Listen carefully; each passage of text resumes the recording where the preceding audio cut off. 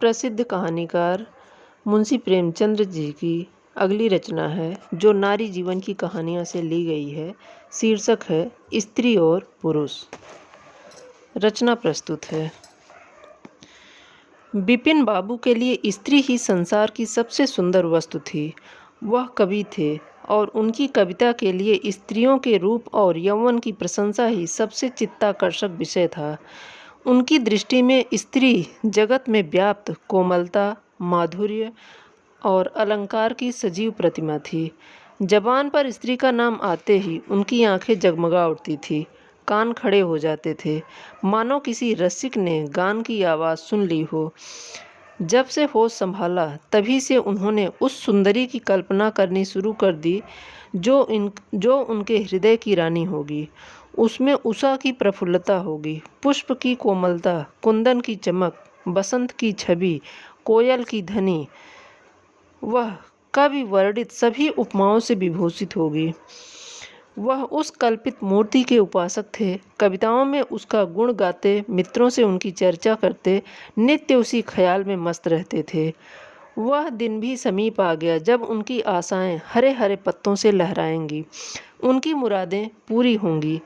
College की अंतिम परीक्षा समाप्त हो गई थी और विवाह के संदेशे आने लगे थे।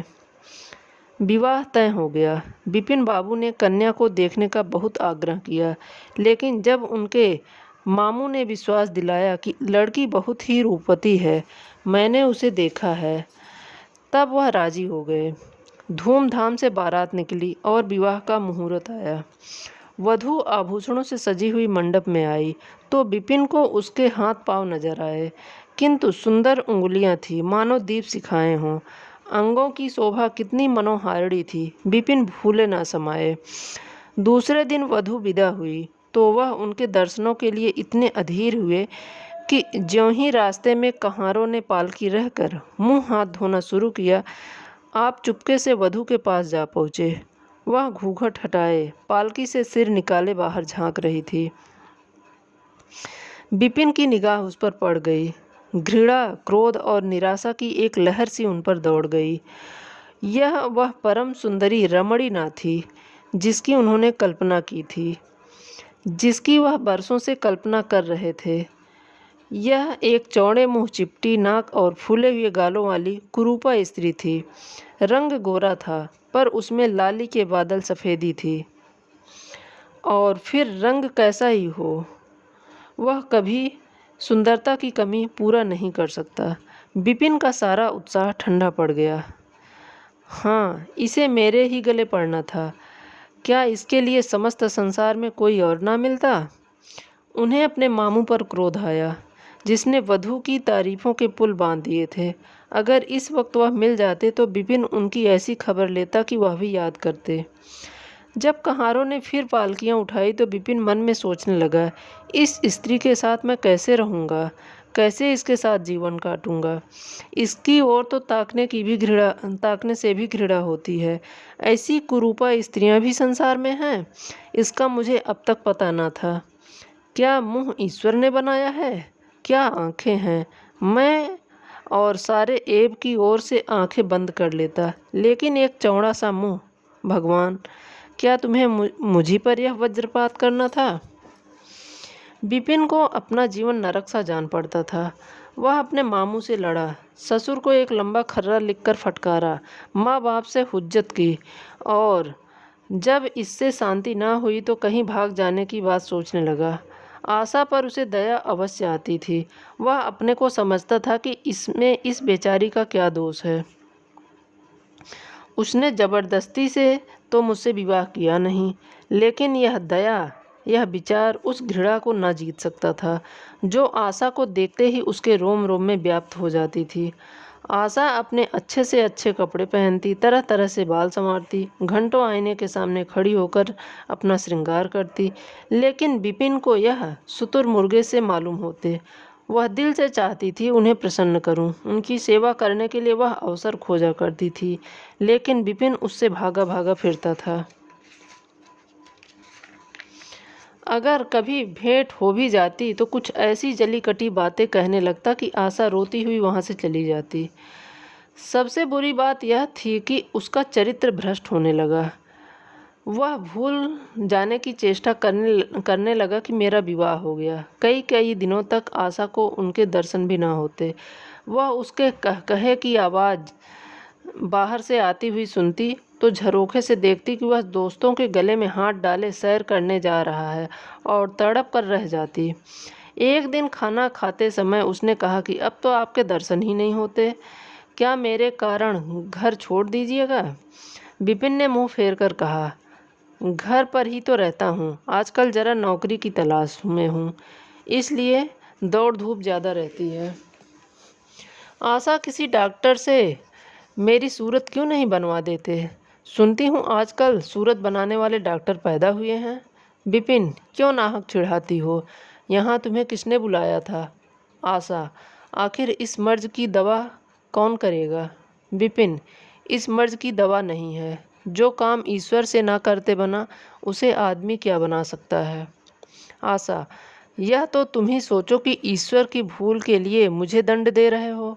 संसार में कौन सा ऐसा आदमी है जिसे अच्छी सूरत बुरी लगती हो, लेकिन तुमने किसी मर्द को केवल रूपहीन होने के कारण कंवारा रहते देखा है? रूपहीन लड़कियां भी माँ बाप के घर नहीं बैठती, किसी न किसी तरह उनका निर्वाह हो ही जाता है। उनका पति उन पर प्राण ना देता हो, लेकिन दूध की मक्खी नहीं समझता। विपिन झुँझलाकर कहा, क्यों नाहक सिर चिढ़ाती हो? मैं तुमसे बहस तो नहीं कर रहा हूँ। दिल पर जबरन भी नहीं किया जा सकता और ना दलीलों का इस पर कोई असर पड़ता है। मैं तुम्हें कुछ कहता नहीं हूँ, फिर तुम क्यों मुझे हुज्जत करती हो? आशा यह झिड़की सुनकर चली गई। उसे मालूम हो गया कि इन्होंने मेरी ओर से सदा के लिए हृदय कठोर बना लिया है। विपिन तो रोज सैर सपाटे करते, कभी कभी रात रात भर गायब रहते। इधर आशा चिंता और नाराज़ में घुलते घुलते बीमार पड़ गई। लेकिन विपिन भूल कर भी उसे देखने न आता। सेवा करना तो दूर रहा, इतना ही नहीं कि वह दिल में मानता था कि यह मर जाती तो गला छूटता। अब की खूब देखभाल कर अपनी पसंद का विवाह करता। अब वह भी खेल खेला। पहले आशा से कुछ दबता था, कम से कम उसे यह धड़क लगा रहता था कोई मेरी चाल ढाल पर निगाह रखने वाला भी है। अब वह धड़क छूट गया। कुवासनाओं में ऐसा लिप्त हो गया कि मर्दाने कमरे में ही जमघटे होने लगी। लेकिन विषय भोग में धन का ही सर्वनाश होता है, इससे कहीं अधिक बुद्धि और बल का सर्वनाश होता है। विपिन का चेहरा पीला पड़ने लगा, देह भी छीड़ होने लगी, पसलियों की हड्डियां निकल आई, आंखों के इर्द गिर्द गड्ढे पड़ गए।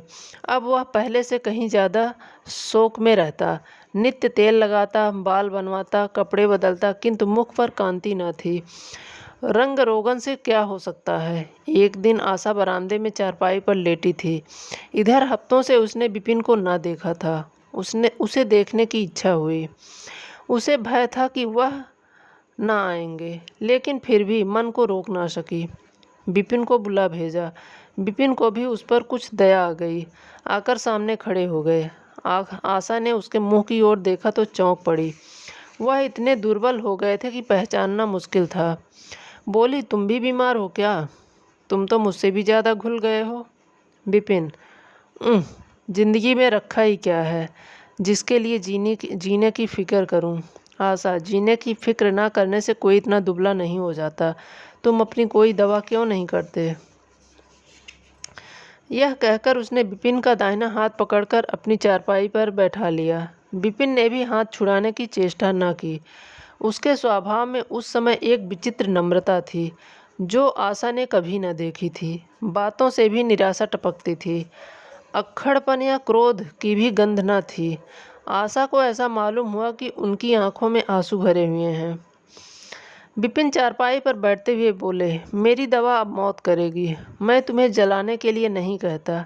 ईश्वर जानता है मैं तुम्हें चोट नहीं पहुंचाना चाहता। मैं अब ज़्यादा दिनों तक ना जीऊँगा। मुझे किसी भयंकर रोग के लक्षण दिखाई दे रहे हैं। डॉक्टरों ने भी यही कहा है। मुझे इसका खेद है कि मेरे हाथों तुम्हें कष्ट पहुंचा, पर क्षमा करना। कभी कभी बैठे बैठे मेरा दिल डूब जाता है, मूर्छा सी आ जाती है। यह कहते कहते यकायक वह कांप उठे। सारी देह में सनसनी सी दौड़ गई। मूर्छित होकर चारपाई पर गिर पड़े। हाथ पैर पटकने लगे। मुंह से झाग आने लगी। सारी देह पसीने से तर हो गई। आशा का सारा रोग हवा हो गया। वह महीनों से बिस्तर ना छोड़ सकी थी, पर इस समय उसके शिथिल अंगों में विचित्र स्फूर्ति दौड़ पड़ी। उसने तेजी से उठकर विपिन को अच्छी तरह लिटा दिया। उसके मुख पर पानी के छींटे दी। महरी भी दौड़ आई। पंखा झलने लगी। बाहर खबर हुई। मित्रों ने दौड़कर डॉक्टर को बुलाया। बहुत यत्न करने पर भी विपिन ने आंखें ना खोली। संध्या होते होते उनका मुंह टेढ़ा हो गया और बायां अंग शून्य पड़ गया। हिलना तो दूर रहा, मुंह से बात निकलना भी मुश्किल हो गया। यह मूर्छा न थी, फालिज था। फालिज के भयंकर रोग में रोगी की सेवा करना आसान काम नहीं।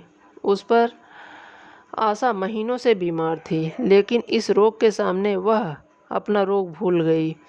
15 दिनों तक विपिन की यह हालत बहुत नाजुक रही। आशा दिन के दिन, रात की रात उनके पास बैठी रहती।